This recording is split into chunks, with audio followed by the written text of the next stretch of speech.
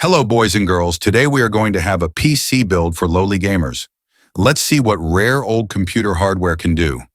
I found an Xeon X3440 in my closet, so let's see what it can do. I'm a big original and have been warming canned food on an AMD processor, so subscribe to me. I also like beer, and there's a link to donation alerts in the description. So let's get to work. Let's take a Chinese motherboard on LGA1156 socket bought on AliExpress and evaluate it. It is the world's most depressing piece of garbage with 3 phases of power supply, and 1 phase of the processor power supply is not installed from the factory. The sound chip here is totally lame, and only a deaf person would listen to it. In general, the motherboard has a very poor power system, and the quality of the motherboard also leaves much to be desired. Nevertheless, there are 2 slots for RAM, a slot for a video card, USB, sound, and other minimum, so we can easily build a gaming computer for classic games on this platform.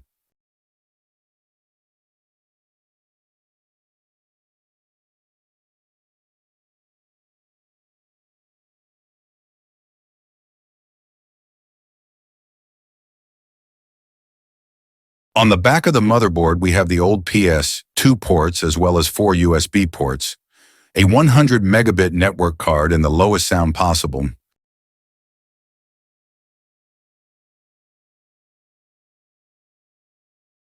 We'll be using an old server processor we ripped out of a trashed computer.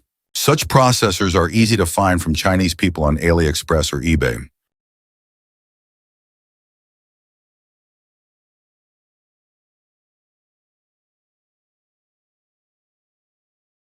Initially, I wanted to put 16 gigabytes of RAM in 2 modules of 8 gigabytes each, but this memory refused to run in pairs on this computer, and I had to take a 4 gigabyte Kingston RAM module.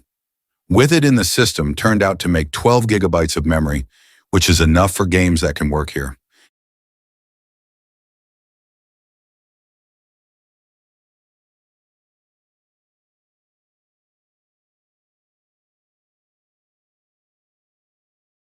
A 240 gigabyte SSD drive will be the disk drive for Windows and a couple games.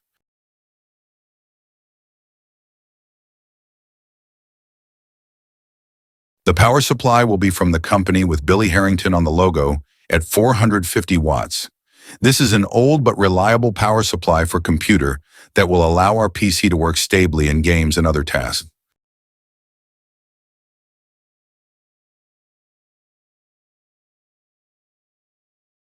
We take our mighty quad-core processor, as I did after 2 liters of beer, torn out of the recycled server, and install it into the socket of the motherboard. And the next step is to install the RAM to make the games work. The next step is to connect the motherboard power and the CPU power. I will connect the CPU power 4-pin to the 8-pin connector on the motherboard. Be careful. You can only connect the processor with the 4-pin connector if it consumes up to 110 watts of power. Now let's talk about the graphics card.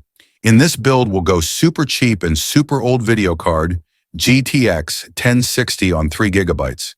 This video card has seen a lot of crap in its life, but it still works and allows you to play almost all modern online games. The video card has been serviced, the thermal paste has been replaced, and the fan that was rattling has been repaired. Unfortunately, the casing of the video card was damaged when, as punishment for my sins, I tried to shove it up my nephew's ass and he fought back like a sea monster. The CPU cooler will be a Chinese snowman with 6 thermal tubes from AliExpress. This is a rather efficient cooler that will cool our CPU without any problems.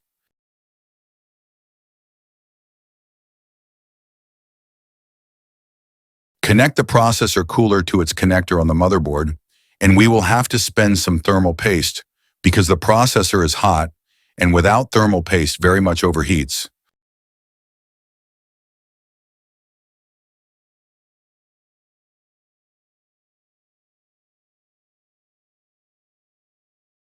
Om nom nom nom nom.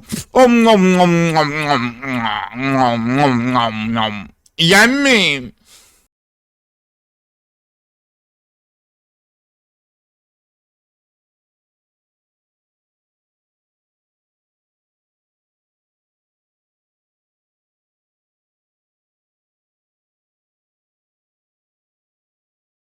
We take a metal object in our hands and close the power button, thus turning on the computer.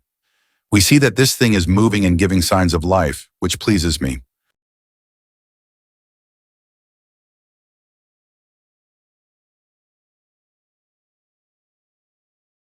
The case for our gaming computer will be the first scrap metal that can be found in the garage of friends.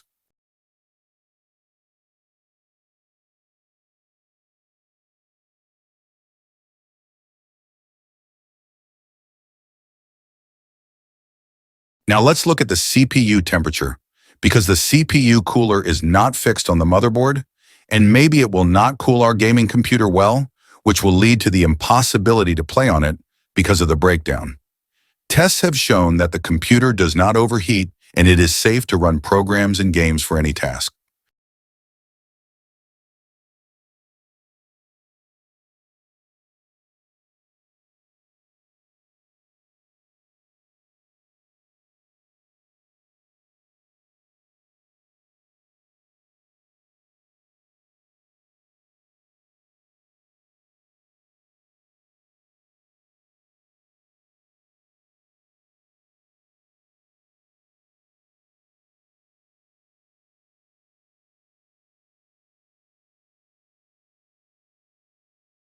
Great, as the tests have shown, our computer does not overheat and it is safe to use it without the risk of burning the processor. At this stage, let's look at the speed of RAM and CPU cache in the system. I think many people will be interested to see this data.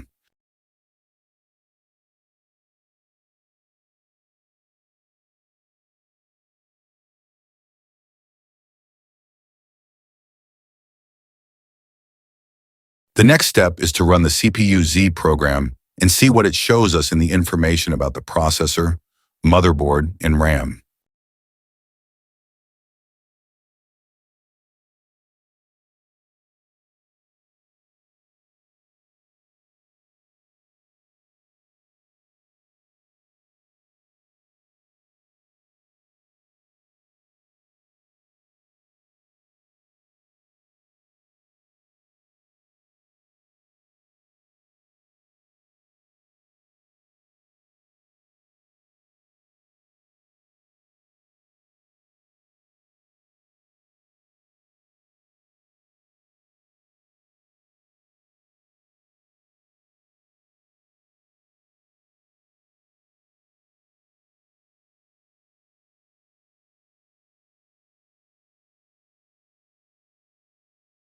Let's run the program GPU-Z and see the information about the video card. Everything here is standard as in all, but the connection interface is version 2 because of the general old age of the platform, although the video card supports version 3 interface.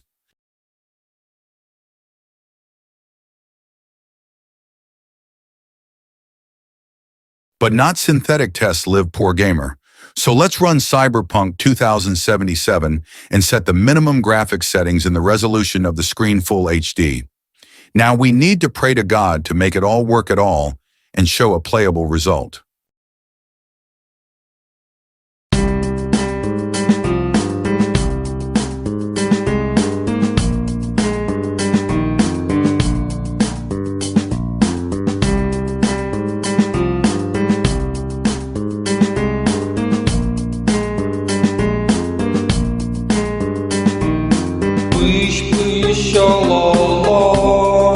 Я водитель пыщ ла-ла.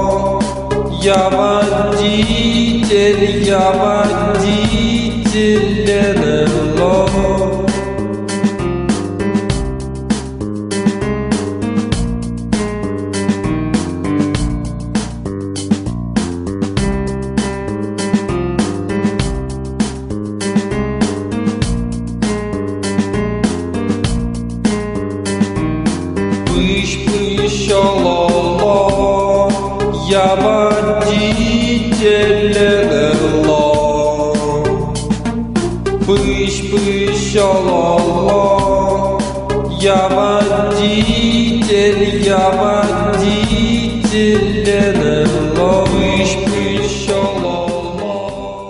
According to the test results from Cyberpunk 2077, we get playable 45 frames per second on average. Of course, in the Cyberpunk with such a computer to play, most likely normal will not get, but all online games except for the latest Counter-Strike 2 should work fine on such a gaming computer from the slop. In addition, such a video card as 1060 is redundant for such a weak processor on this. I recommend using a video card like GTX 960 or 1050. Such a video card will be enough and performance will not change. That's all. I advise you to subscribe to my channel and also donate me a liter of beer on the links in the description. Bye-bye.